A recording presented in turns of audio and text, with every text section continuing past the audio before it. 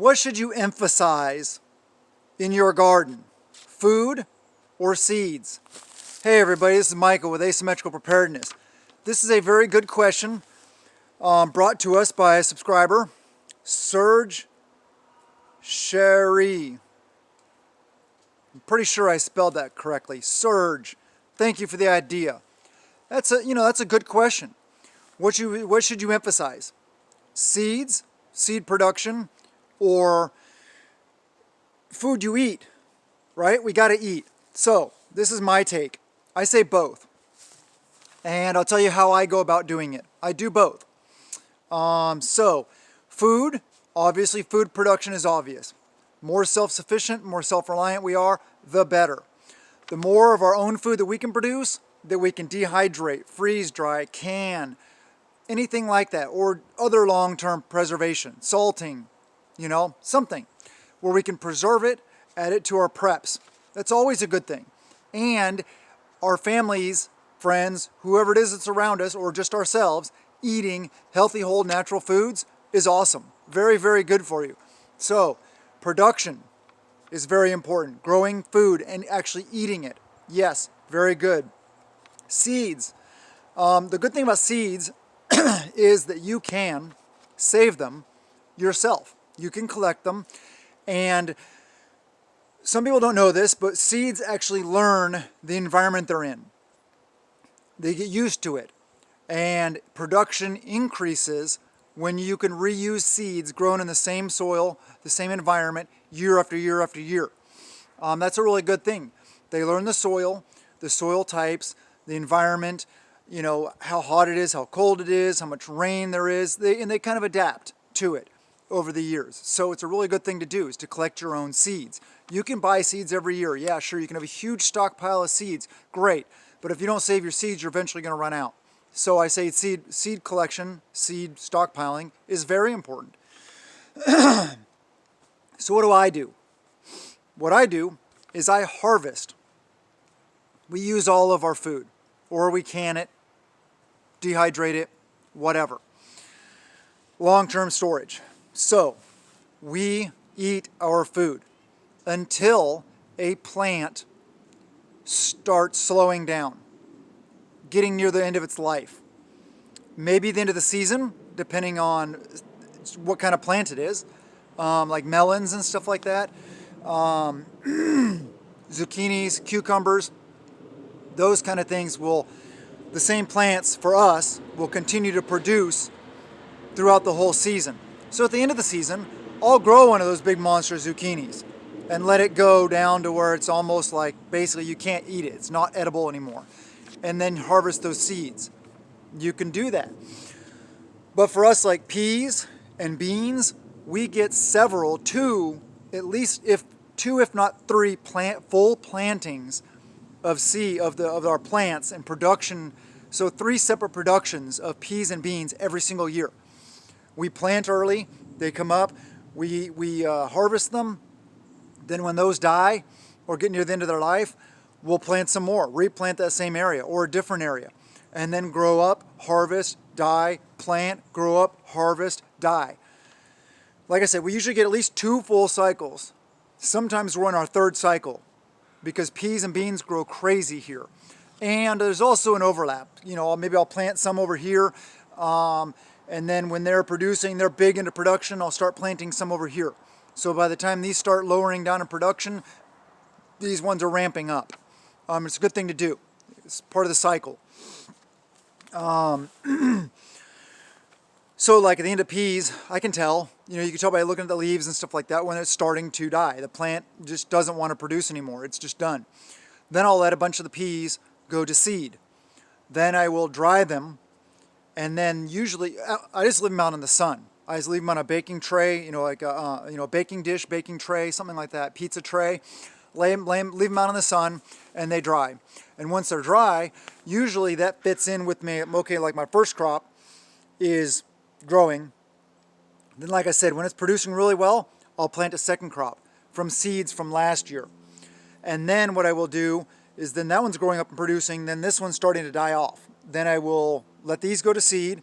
I will collect them, dry them. then while these are still producing really well, I'll take these seeds from these plants and I'll plant them over here. So we get 2 full generations of the same seed every year. And then these ones that are going in the middle here, when they get nearing the end, then I will save some of those for seeds for next year. That's how I do it. And then I try to keep track in the storage locations that I have these seeds. I try to keep track of how many generations they are, like how many years old, how many times have they been planted and grown on our property. It's hard to do sometimes. I lose track or something like that sometimes, but it's a good thing to do. So that's what I do. Like I said, peas and beans, I get 2+ plantings and harvests, at least. Yeah, so I get 2 generations of seeds in 1 year. Melons, like I said, I usually leave till the end of the year because last year we didn't really have very good luck with melons. Haven't really tried them very much here, so I honestly haven't had luck with melons yet.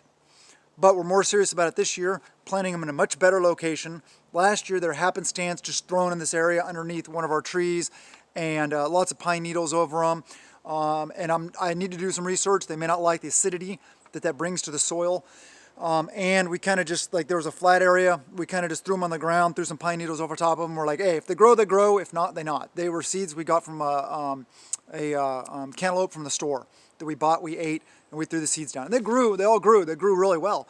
But I think like that was the biggest cantaloupe we got. We actually ate that one. The rest of them were much smaller. So we didn't have very good luck with that. But I say do both. Grow your food, eat your food. Any excess, or maybe not even excess, just food that you want to put away for long-term food storage, which is great, right? Stockpile food, we're preppers, that's what we do. Can it, dehydrate it, whatever you want to do.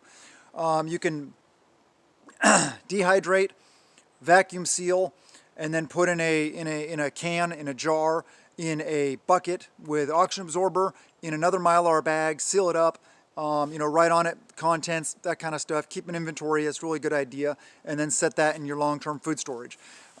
Storing it properly is key. I mean, it's vital to long-term food storage. The better you package it, the better you seal it, the better job you do, the longer it's going to last.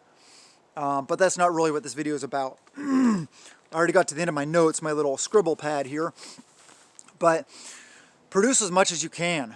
And that's one key to that, is producing as much as you can, is collecting your seeds and reusing them year after year. Like I said, they get to know the environment, they get to know where you are, what you live, what the conditions are, and they will produce more. They will be better producers if you do that. So please do that. That's really important. And grow as much as you can. Plant in everything. We're going to plant in everything again this year. I got a big new section of in-ground gardening that I'm going to put in an actual official like in-ground garden also this year. So yeah, now I got a little more time on my hands now. Funny how that works. But I'll tell you what, yeah, I'm loving it. We're doing the things we can. We're getting by. We are concentrating on the important things in life and being positive and trying to make this work. So if you guys really want to support the channel and help me and my family make this work, then subscribe. Hit the like button, the little thumbs up thingy, the little bell notification thing, click that and say all subscriptions or all, or whatever the choices are. That lets you know whenever I put out a video, because we all know about censorship and the fact that, my videos don't show up on people's feeds because I'm censored. I don't know why. I'm not even half as controversial as tons of other channels out there that have 10 times my subscribers. But anyway, whatever. And if you really want to support the channel, please, link in the description below to Patreon. If you want to just give some money or whatever, if you want to help us out that way, that would be a blessing. Our Venmo link is in the description. That would be awesome, but don't feel pressured. Please don't. That's not what it's about. But there's also Amazon, link in the description for Amazon storefront. If you buy Amazon stuff, please follow my link or follow somebody's link so that somebody good that you like, that you appreciate, that you respect, whatever, gets that 4% instead of Amazon pocketing it. That's always a good thing. Yeah, join us on Patreon. We got a lot of good stuff going on over there. great giveaways for the $5 and up month patrons, and even $1 a month patrons. Hey, you all matter. It's a big deal. And it really, really helps. That really, really helps us make ends meet, and hopefully turn this into what we do. Side note, I downloaded some video editing software. Video editing software. I know, I laughed at myself too. You can go ahead and laugh at me, it's okay. So I'm actually going to try to learn how to do that so that we can put out better quality videos. I'm still going to be me. You get what you see. But, you know, I would like to try to make them better. Like to try and make them more professional. And that gives me a bunch of abilities also. Is what I can do is I can film, you know, me doing something. And then I can just stop the video. I don't have to worry about pausing it and then going somewhere else and restarting it. And if that's all I get to that day, maybe that's all I get to that day. Maybe I have to come back to the next day to finish the project or something like that. And it'll let me do some more time-lapse stuff, like maybe building some structures and stuff like that. It just gives me a lot more flexibility for what I can put out, what kind of content I can put out, and the quality of that content. So please, I love you guys. I know you guys, there's a lot of good people out there to support the channel. I really appreciate it. You guys rock. Really, you do. You rock. You guys are awesome. You guys are why I do this. And, you know, I get haters. Ooh, laughing at me when I say that, but it's true. I do this for you guys. It's awesome. It's a blessing to me. I get letters, emails, stuff all the time about the fact that I've made a difference. That fact that I've lifted somebody up.